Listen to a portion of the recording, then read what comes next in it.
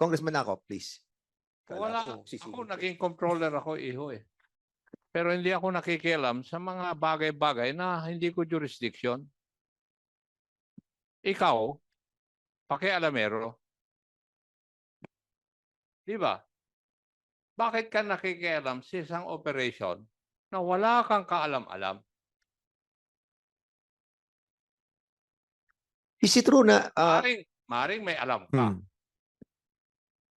Pero as it is, bakit ka nakikialam dun sa progress report? Kasi according to Police Colonel Guevara, you were the one who asked him to go to a case conference at naging nervyoso si Colonel Guevara.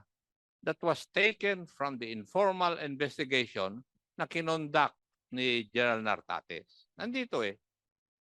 Colonel Cabradilla asked him to go to a case conference, instead for which he became nervous. He was told, gumawa ka ng report, ilabas mo na yan.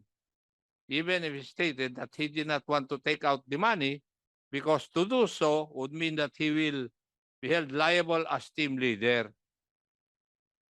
The report was to make it appear that they inventoried the money together with the media. Samantalang hindi naman na-inventory ito eh. Inalabas to, 4 na karton. Nakitang-kita doon sa video. Isinakay doon sa sasakyan ni Major Quijana. Kasama si Colonel Guevara, yung si Michael, si Desder, at saka si Democrito. Gusto nyo, kumplituhin ko na yung istorya?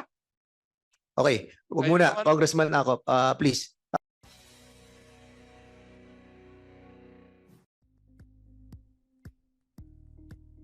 Thank you for watching Politico TV. Please like and subscribe to our channel for more videos.